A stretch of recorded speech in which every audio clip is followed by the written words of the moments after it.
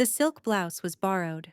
The black pencil skirt had a safety pin holding the zipper in place, and the smile Elena Vasquez wore as she moved between tables at Bellini's was the most exhausting performance of her 23 years. $300. That's what she needed by Friday. $300, or her landlord would finally make good on 6 months of threats, and she'd be loading her secondhand suitcases into her rusted Honda with nowhere to go. The dinner shift at Bellini's was her best chance. Manhattan's elite came here to see and be seen, dropping more on a bottle of wine than Elena made in a week. If she smiled enough, anticipated needs before they were spoken, and made herself invisible in all the right ways, the tips could be generous. Tonight, the restaurant hummed with the particular energy of wealth at leisure. Crystal clinked. Laughter rose and fell in cultivated waves. Elena moved through it like a ghost, refilling water glasses, clearing plates, existing in the negative space between conversations she would never be part of. Six Top just sat in your section. Marco, the head server, murmured as he passed. His expression carried a warning. Moretti party. The name meant nothing to Elena, but Marco's tone meant everything. She glanced toward the private corner booth, the best table in the house, reserved for guests who never had to ask for reservations. 5 men in dark suits had arranged themselves around a sixth figure, a man who sat with the stillness of someone who had never needed to compete for attention. He was younger than she'd expected for someone commanding such obvious deference. Early 30s, perhaps. Dark hair swept back from a face that belonged on Renaissance marble. Sharp jaw, sharper cheekbones, a charcoal suit that probably cost more than her yearly rent. But it was the woman beside him who caught Elena's attention. Elderly, elegant, with silver hair pinned in an elaborate twist. She sat slightly apart from the men's conversation, her eyes moving across the room with the particular watchfulness Elena recognized instantly. The way she tracked movement. The way she watched lips. Elena approached the table with her order pad, heart hammering against her ribs. The men's conversation died as she reached them. 6 pairs of eyes lifted. The man in the center, Moretti, she assumed, didn't look at her at all. His attention remained on his phone, scrolling through something that creased his brow. "Good evening," Elena said, keeping her voice steady. "Welcome to Bellini's. May I start you with something to drink?" One of the men ordered wine for the table, another requested sparkling water. Elena wrote it down, but her attention kept drifting to the older woman, who hadn't spoken, hadn't even looked at the menu.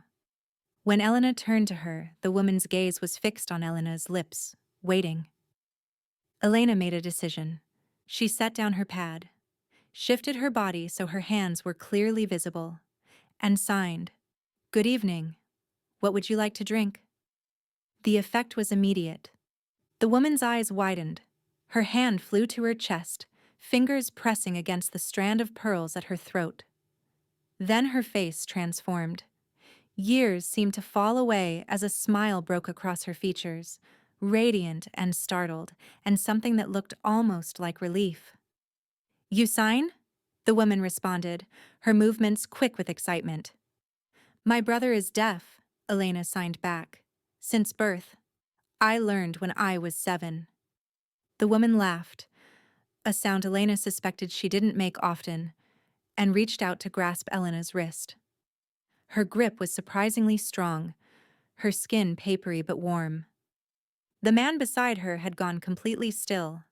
Elena felt his attention shift to her like a physical weight. When she finally allowed herself to meet his gaze, she found eyes the color of aged whiskey fixed on her face with an intensity that made her breath catch. "You know sign language," he said. It wasn't a question. His voice was low, deep, with a faint rasp that seemed to carry its own gravity. "Yes, sir." "Why?" "My brother." Elena swallowed. "He's been deaf since he was born. I started learning when—" She said that. He nodded toward his mother. I'm asking why you used it. Here. Now. Because she saw your mother was deaf, and nobody was talking to her. Because she recognized the loneliness of being present but not included. Because her brother sat through family dinners with that same patient, isolated expression for years before Elena learned to bridge the gap. But she couldn't say any of that. I noticed she wasn't looking at the menu, Elena said quietly. I thought she might prefer to order directly. The man stared at her for a long moment. Something shifted behind his eyes, a crack in the marble facade. Then he looked at his mother, and Elena saw his expression soften in a way that seemed almost painful, as if the emotion cost him something to show. His mother was signing rapidly, excitedly, telling him something about Elena's hands, her accent, something about the old country. She says you sign like a native, he translated, his voice strange. She wants to know where you learn the Sicilian variations. Elena blinked. My brother's first teacher was Sicilian, Mrs. Benedetto. She taught us both. The woman clasped her hands together in delight. She signed something to her son, too fast for Elena to fully catch, but she recognized the word finely and someone and real. The man's jaw tightened. He reached out and covered his mother's hand with his own, a gesture so tender it seemed incongruous with everything else about him. That's when Elena saw them. Two men at a table near the kitchen entrance. They'd been seated 20 minutes ago, ordered nothing but coffee and hadn't touched it. One kept checking his phone. The other's jacket hung wrong on the left side, too heavy, pulling at the fabric. So Elena had grown up in a neighborhood where you learned to recognize the shape of a concealed weapon before you learned long division. She watched the man with the phone send a text. Watched the other one's hand drift toward his jacket. Watched both of them focus on the corner booth with an intensity that had nothing to do with the menu. Elena's hands moved before her mind caught up. She signed one word to the woman, a word her brother had taught her years ago, laughing, telling her she'd never need it. A word from the old neighborhood, from the old country. Danger. The woman's face went pale. She didn't hesitate. Her hand shot out and gripped her son's arm, her eyes cutting toward Elena, then toward the table near the kitchen. Luca Moretti moved like water flowing downhill. One moment he was seated. The next he was standing. His body between his mother and the room. His hand raised in a gesture that brought his men to their feet with the synchronization of a military unit. Elena didn't see what happened next. One of his men grabbed her arm and pulled her down behind the booth. She heard shouts, a crash, a sound that might have been a gunshot or might have been a table overturning. Screaming from somewhere across the restaurant. Then silence. When she raised her head, the two men from the other table were face down on the floor, arms wrenched behind their backs.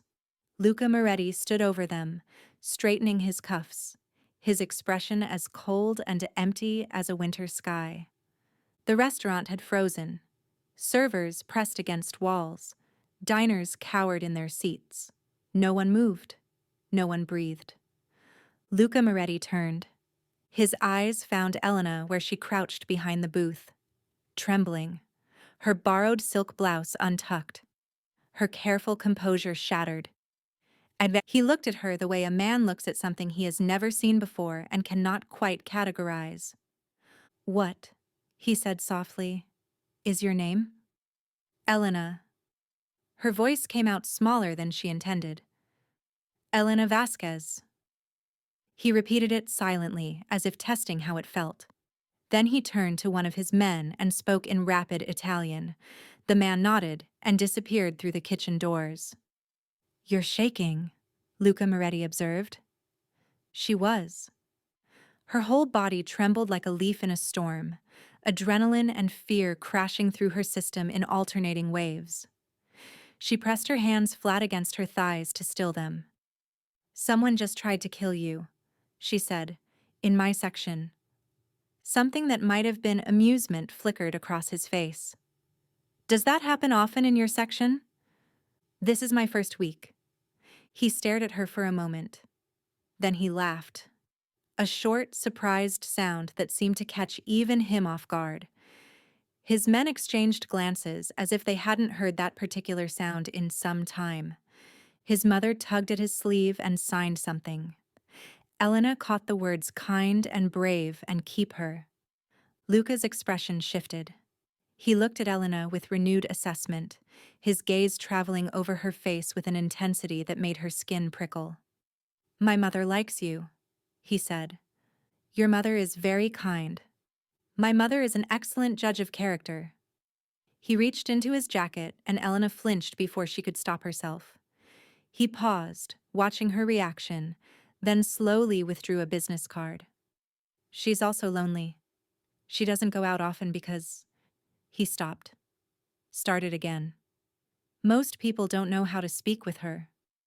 Elena understood. God, how she understood. The way people's eyes would slide away from her brother when they realized he couldn't hear. The way they'd speak louder, as if volume could bridge the gap. The way they'd give up after 30 seconds and address their questions to Elena instead. "I'm sorry," she said, and meant it. "Don't be sorry. Be available." He held out the card. "I need someone to accompany her. Shopping, appointments, conversation.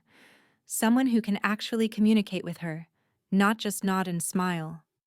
Elena looked at the card but didn't take it. Thick cream paper, embossed letters, an address in a part of Manhattan she'd never be able to afford to visit, let alone live. "I have a job," she said. "You have a job that pays you, what? $15 an hour plus tips?" His eyes dropped to her safety-pinned skirt and she felt heat flood her cheeks. "I'll pay you $2,000 a week. Cash, plus expenses.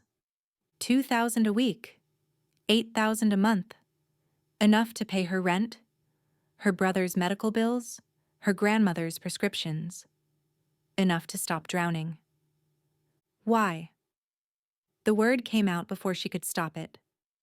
"You don't know me. I could be anyone." "You could be." He tilted his head, studying her. "But you're not. You're the girl who learned sign language for her brother, who recognized my mother's isolation in 30 seconds and did something about it, who spotted 2 armed men and warned a stranger instead of running." He paused. "You're exactly who I need." "I'm a waitress." "You were a waitress." He glanced around the restaurant, at the overturned tables, the shattered glass, the diners still frozen in their seats. "I suspect you're about to be unemployed."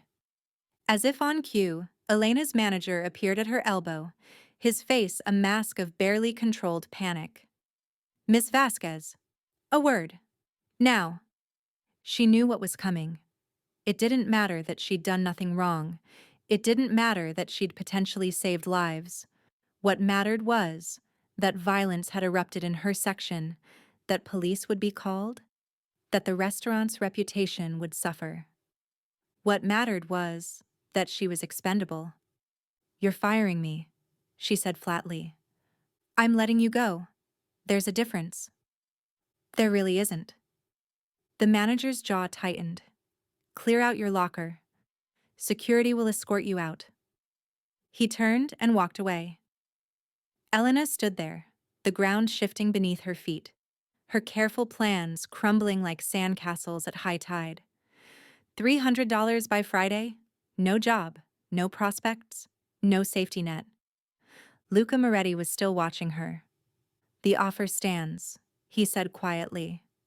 "My driver will take you home tonight. You can give me your answer in the morning." "And if my answer is no?" "Then my driver will still take you home tonight, and I'll wish you well." He paused. "But your answer won't be no." "You seem very sure of that." "I'm sure of very little, Miss Vasquez." For a moment, something raw flickered behind his eyes. Exhaustion, perhaps, or a loneliness that mirrored his mother's. "But I'm sure that you need money, and I'm sure that my mother smiled more in 10 minutes with you than she has in the past year with anyone else. Those 2 facts seem relevant." His mother had risen from the booth, and was making her way toward them, moving slowly, one hand on the arm of a guard. When she reached Elena, she took both of Elena's hands in her own and squeezed. "Thank you," she signed, "for seeing me." Elena's throat tightened. She thought of her brother, of all the years he'd spent being talked over and looked through. She thought of her grandmother, slowly disappearing into a world that had stopped making space for her. She thought of every person she'd ever watched fade into invisibility because the world couldn't be bothered to learn their language. She looked at Luca Moretti, dangerous, powerful, and watching his mother with an expression that cracked her heart wide open. "I'll need Sundays off," she said, "for my grandmother." Something shifted in his face. Not quite a smile, but close. "Sundays off," he agreed. "My driver is waiting outside." The Moretti estate sat behind iron gates in a part of Long Island where the houses had names instead of numbers. Elena pressed her face to the window of the black sedan as they rolled up the private drive, watching the manicured hedges and marble fountains slide past like scenes from a film she couldn't afford a ticket to. 3 weeks. 3 weeks since she'd climbed into the same car outside Bellini's, with nothing but her emptied locker and her shattered plans. 3 weeks since her life had split cleanly into before and after. The main house rose from the landscape like something out of a Gothic novel, all gray stone and climbing ivy and windows that watched her approach with blank, golden eyes. Elena had stopped counting the rooms after the first week. There was no point. She occupied a guest suite on the third floor that was larger than her entire apartment, with a marble bathroom and a closet full of clothes that had appeared without explanation. She'd tried to refuse the clothes. Luca had looked at her with that unreadable expression and said, "My mother chose them. Would you like to explain to her why you won't accept her gift?" She'd kept the clothes. Now Elena made her way through the house to the sunroom where Carmela Moretti spent her mornings. The older woman sat in a pool of golden light, a half-finished embroidery in her lap, her face turned toward the garden beyond the glass. "Good morning," Elena signed as she entered. "Did you sleep well?" Carmela's face lit up the way it always did when Elena appeared. "Better now that you're here. Sit, sit. Tell me about your weekend." Elena settled into the chair across from her, and they fell into easy conversation, hands dancing through the air, punctuated by Carmela's silent laughter and Elena's growing vocabulary of Sicilian variations. They talked about Elena's grandmother, whose arthritis was responding to the new medication Elena could finally afford. About Elena's brother Marco, who was thriving in his new job at the accounting firm. About the garden and the weather and the embroidery pattern Carmela was trying to master. They did not talk about Luca, but Elena was aware of him, always aware of him. The way his presence seemed to shift the gravity of any room he entered. The way his eyes would find her across the dinner table, watching her sign with his mother with an expression she couldn't decode. The way he'd started appearing in doorways, asking questions that seemed designed to draw out her story piece by piece. "Where did you grow up? Who taught you to be so observant? Why do you look sad when you think no one is watching?" She'd answered carefully, offering fragments without the whole picture. The Bronx. Her father before he died. Her mother, who left when Elena was 12. The weight of being the oldest, of holding things together, of never being allowed to fall apart. He'd listened without interrupting, without judging, without offering platitudes or solutions. And slowly, despite every warning bell in her head, Elena had begun to trust him. It was a dangerous thing. Trust. She knew that. She'd known it since the night her mother walked out and didn't come back. Trust was a door you opened for someone, and sometimes they walked through and stayed, and sometimes they burned your house down on the way out. But Luca Moretti was not what she'd expected. She'd expected cruelty. She'd found a man who kissed his mother's cheek every morning and asked about her dreams. She'd expected arrogance. She'd found a man who remembered that Elena took her coffee with 2 sugars and made sure the kitchen stocked her favorite tea. She'd expected the monster the newspapers described, the heir to a criminal empire, ruthless and cold. She'd found a man who was tired, lonely, trapped in a life he hadn't chosen, trying to protect the people he loved from the consequences of choices made generations before he was born, none of which changed what he was, what he did. The blood on his hands that no amount of tenderness could wash away. Elena was still trying to reconcile these contradictions when everything changed. It started with a photograph. She was leaving the estate for her Sunday visit with her grandmother when Dante, Luca's head of security, intercepted her at the door. His face was grim. "Miss Vasquez, a moment." He led her to Luca's study, a room she'd never entered, all dark wood and leather and the faint smell of expensive cigars. Luca stood behind his desk, and for the first time since she'd met him, he looked uncertain. "Sit down," he said. "I'll stand." His jaw tightened, but he didn't argue. Instead, he slid a photograph across the desk toward her. Elena's blood turned to ice. It was her grandmother, Rosa Vasquez, 83 years old, walking out of the pharmacy on Morris Avenue. The shot was taken from across the street, telephoto lens, the framing deliberate and unmistakable. Someone had been watching her. "This was delivered to my office this morning," Luca said. His voice was flat, controlled, but Elena could see the tension in his shoulders. Along with a note. He handed her a single sheet of paper. Block letters, printed, no signature. "The girl belongs to us. Send her back, or the old woman pays the price." Elena's hands were shaking. She couldn't make them stop. "I don't understand," she whispered. "Belongs to who? I'm nobody. I'm a waitress. I don't belong to anyone." "Elena." Luca's voice was gentle, and somehow that was worse. "What was your mother's maiden name?" The question caught her off guard. "What?" "Your mother. Before she married your father. What was her name?" "I don't—" Elena stopped. Her mother had never talked about her family, had refused to answer questions, changed the subject, left the room. Elena had assumed it was pain, or shame, or simply the desire to forget. "I don't know. She never told me. She never told anyone." Luca was quiet for a long moment. Then he opened a drawer and withdrew a file, thick, worn, clearly old. 15 years ago, he said, a woman named Maria Castellano disappeared from New York. She was the only daughter of Vittorio Castellano, who ran one of the most powerful families on the East Coast. She was engaged to be married to a man of her father's choosing, an alliance that would have united 2 empires. He paused. She ran away the night before her wedding. Vanished completely. Her father searched for her for years. When he died, his successor continued the search. Elena couldn't breathe. The room was spinning, the edges of her vision going gray.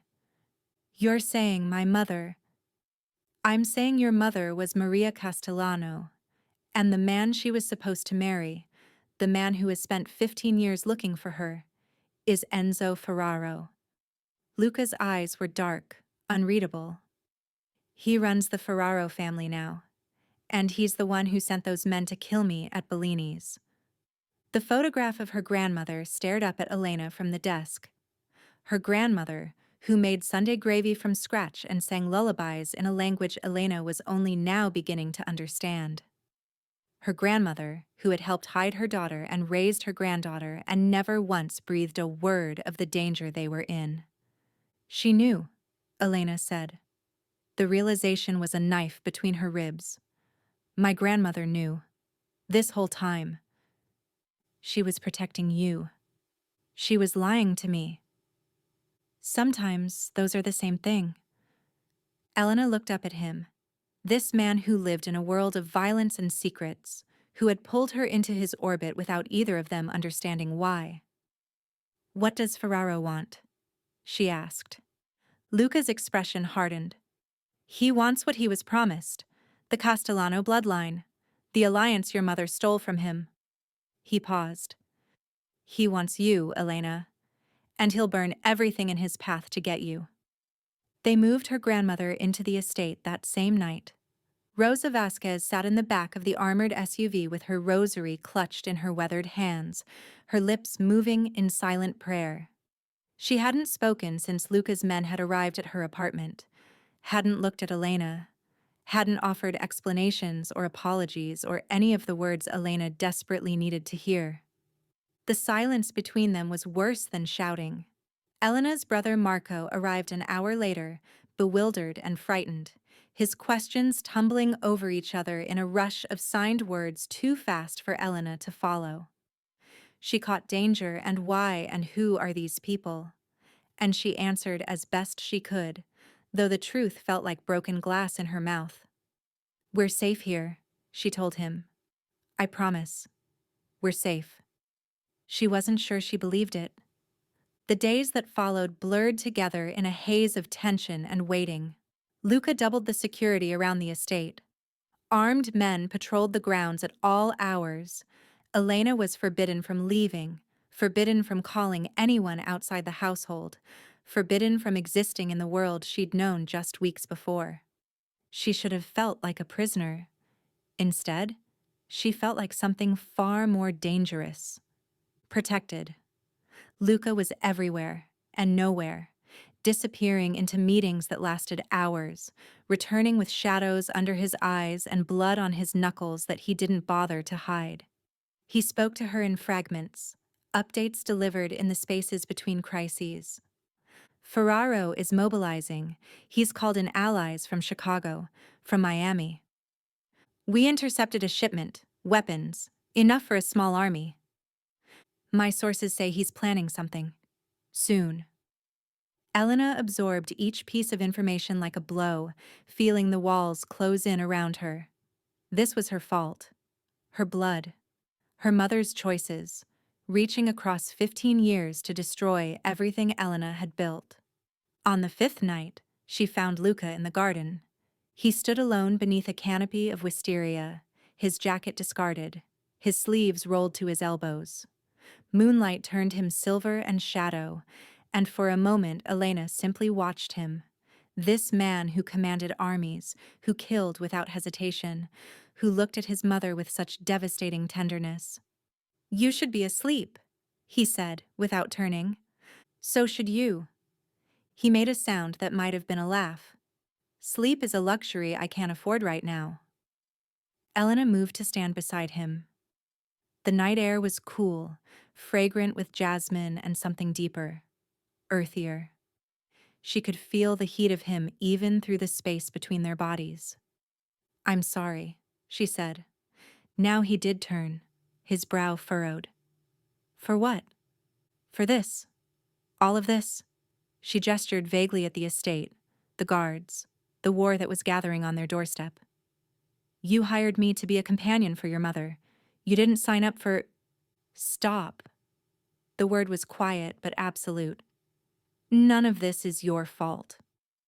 My blood is not a choice you made." He stepped closer, and Elena's breath caught at the sudden proximity. "Ferraro has been looking for a reason to move against me for years. If it wasn't you, it would be something else. Someone else." His voice dropped. "At least this way, I have something worth protecting." The words hung between them, heavy with meaning she wasn't ready to examine.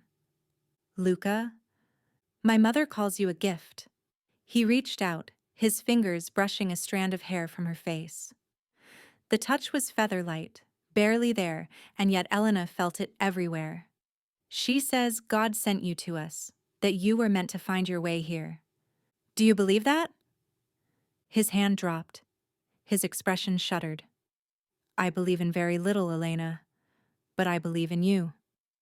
She didn't know what to say to that, didn't know how to hold something so fragile and precious without breaking it. The attack came 2 days later. It started with silence, the abrupt cessation of birdsong, the way the air seemed to thicken and hold its breath. Elena was in the sunroom with Carmela, teaching her a new embroidery stitch, when the first window shattered. Glass exploded inward in a glittering cascade. Carmela screamed, a thin, reedy sound that pierced Elena's heart. And Elena moved on instinct, throwing herself over the older woman, shielding her body with her own. Gunfire erupted outside. Shouts. The pounding of boots on marble floors. "Stay down," Elena signed frantically. "Don't move. I'll protect you." Carmela's eyes were wide with terror, but she nodded, her hands clutching Elena's arms with desperate strength. The door to the sunroom burst open. Elena's heart seized, but it was Dante, his face grim, a weapon in each hand. "We need to move," he said. "Now. The East Wing is compromised." He helped them up, guided them through corridors Elena had never seen, hidden passages behind bookcases, stairs that descended into darkness. Carmela moved slowly, her breath coming in ragged gasps, and Elena kept one arm around her waist, half carrying her through the chaos. They emerged in a basement garage, all concrete and shadows and the smell of motor oil. 3 SUVs waited with engines running. Elena could see Marco in the back of one, his face pale behind the tinted glass. "Get in," Dante ordered. "We're extracting to the secondary location." Elena helped Carmela into the middle vehicle, then turned to follow, and stopped. Because standing in the doorway they'd just come through, silhouetted against the flickering lights of the burning house above, was a man she'd never seen before. He was older than Luca, perhaps 50, with silver threading through dark hair and a face that might have been handsome once, before cruelty carved its permanent lines. He wore a suit that cost more than Elena's yearly salary, and he looked at her with an expression of triumphant ownership that made her skin crawl. "Maria's daughter," Enzo Ferraro said. His voice was cultured, almost gentle. "You have her eyes. I've waited a long time to see those eyes again." Dante raised his weapon, but Ferraro wasn't alone. Men materialized from the shadows. 5, 6, more than Elena could count, all armed, all blocking the only exit. "Let the others go," Ferraro continued, his gaze never leaving Elena's face. "This doesn't have to be a massacre. All I want is what belongs to me." "I don't belong to you." Elena's voice shook, but she held her ground. "I don't belong to anyone." "Your mother thought the same thing. She learned otherwise." He smiled, and it was the coldest thing Elena had ever seen. "You will too." He took a step toward her. Elena took a step back. Her heel connected with the SUV's bumper. Nowhere else to go. No escape? No. The gunshot came from above. Ferraro's shoulder exploded in a spray of crimson. He staggered, his face contorting with shock and rage, and then Luca Moretti descended from the shadows like an avenging angel. He moved through Ferraro's men like a blade through silk. Efficient, brutal, utterly without mercy. Elena watched him fight and understood, finally, the full scope of what he was. Not just a businessman, not just a boss. A weapon, forged in violence, honed by loss, wielded now in defense of everything he loved, in defense of her. When it was over, Ferraro was on his knees, bleeding from a dozen wounds, his men scattered across the concrete floor. Luca stood over him, breathing hard, a gun pressed to the older man's temple. "You come into my home," Luca said, and his voice was terrible, quiet and cold and utterly devoid of anything human. "You threaten my mother. You try to take what's mine." "She was promised to me," Ferraro spat. "The Castellano girl." "Is not a Castellano." Luca's finger tightened on the trigger. "She's a Moretti. She became one the moment she walked through my door. And you will never touch her again." The shot echoed through the garage. Elena didn't look away. She watched Enzo Ferraro crumple to the ground, watched the life leave his eyes, and felt nothing but savage, overwhelming relief. Luca turned to her. His face was spattered with blood, his chest heaving, his eyes wild with something she couldn't name. Elena. Her name was a broken sound on his lips. Are you... Did he... She crossed the distance between them in 3 steps and threw herself into his arms. He caught her like he'd been waiting his whole life to do exactly that, his arms wrapped around her, crushing her against his chest, and she felt him shaking, this man who had just killed without flinching, trembling in her embrace like a child woken from a nightmare. I thought I lost you, he whispered into her hair. When I saw him standing there, when I thought I might be too late. You weren't. She pulled back just enough to look at him, to cup his bloodied face in her hands. You weren't too late. I'm here. I'm right here. His forehead dropped to hers. His breath came in ragged gasps. And Elena held him in the wreckage of his empire, in the ashes of her old life, and knew that nothing would ever be the same. 6 months later, the wisteria was blooming again. Elena stood on the terrace of the rebuilt East Wing, watching the purple blossoms cascade over the garden pergola like frozen waterfalls. The air smelled of jasmine and fresh-cut grass, and the espresso Luca's chef prepared every morning, strong enough to strip paint, exactly the way she'd learned to love it. So much had changed. So much had healed. The Ferraro family had scattered after Enzo's death, their alliances crumbling without his iron grip to hold them together. Luca had moved quickly, strategically, absorbing what was useful and dismantling what was dangerous. The newspapers called it a corporate restructuring.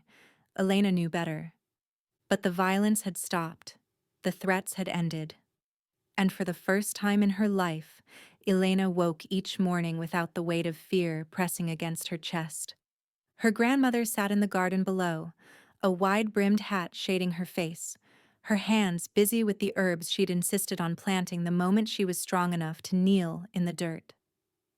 Rosa Vasquez had finally told Elena everything: the flight from New York, the years of hiding, the desperate bargain she'd made to keep her daughter's children safe. Elena had listened, had wept, had forgiven, because holding on to anger was a luxury she no longer needed.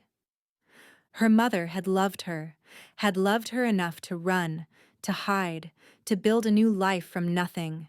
That knowledge was a gift Elena hadn't known she was missing until it was finally placed in her hands. Marco was thriving. He'd moved into the guest house on the estate's grounds, close enough for Sunday dinners, far enough for independence. Luca had connected him with a financial firm in the city, legitimate, above board, the kind of opportunity that would have taken Marco years to find on his own. Her brother signed now with a confidence Elena had never seen in him before, his shoulders straight, his smile quick. And Carmela. Carmela had become the grandmother Elena had always longed for and never quite had. They spent hours together each day, walking the gardens, practicing embroidery, sharing stories in the silent language that had brought them together.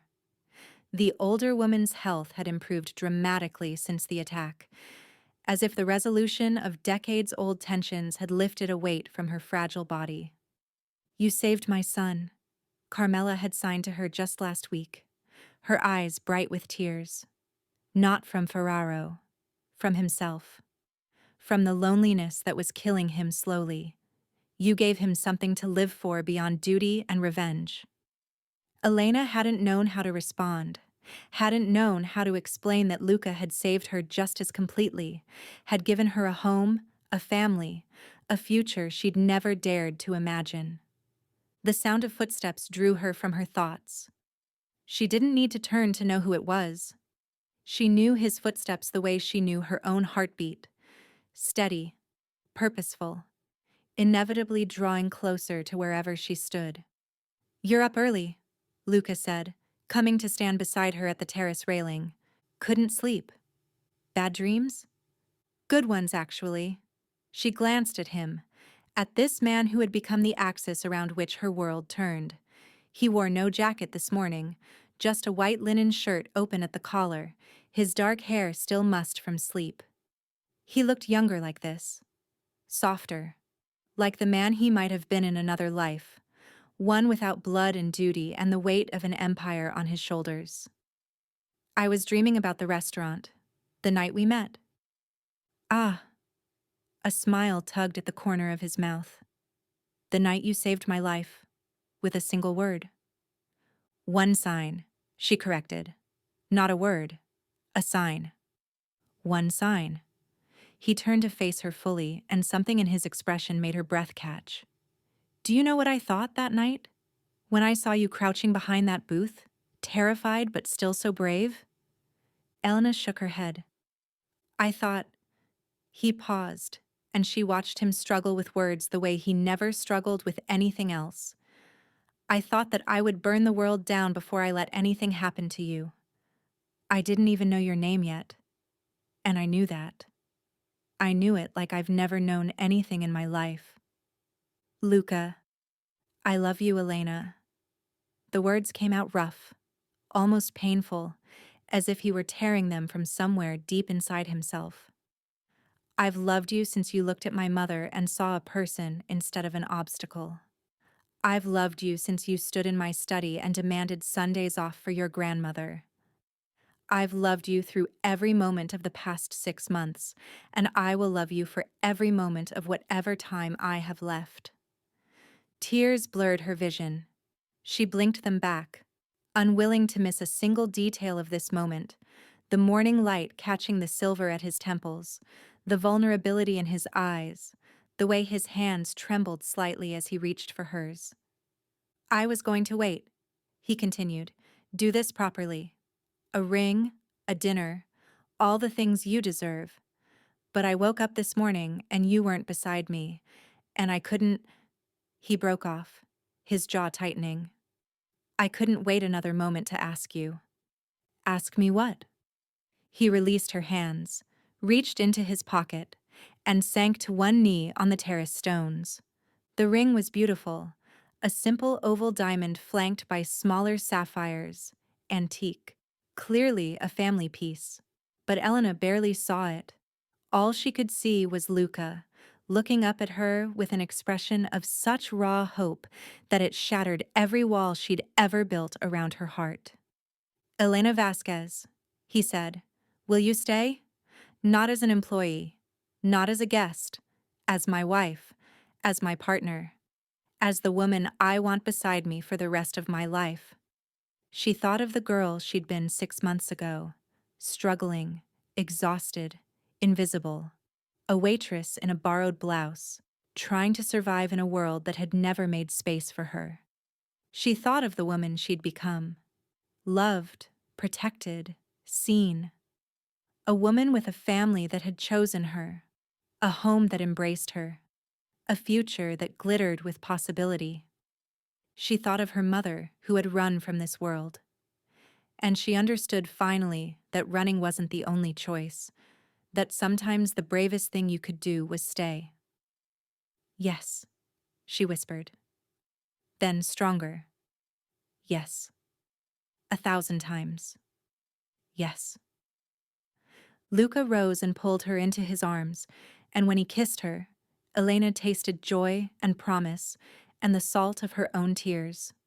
She kissed him back with everything she had, all the fear and hope and love she'd been holding inside for months, finally given permission to exist. When they broke apart, breathless, she saw Carmela standing in the garden below, her hands pressed to her heart, her face radiant with happiness. Her grandmother stood beside her, leaning on Marco's arm, all three of them watching the terrace with expressions of such warmth that Elena's chest ached. Her family, her home, her future.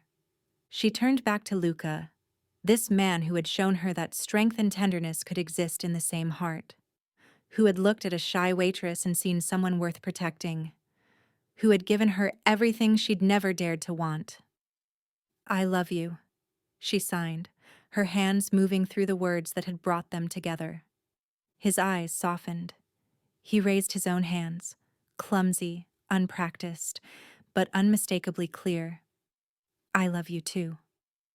And in that moment, surrounded by wisteria and morning light, and the people who mattered most, Elena finally understood what it meant to be home. Thank you all for following this story. If you enjoyed it, please write in the comments where you're watching from. And don't forget to like, subscribe, and share this video, as your support is essential for me to continue creating content like this.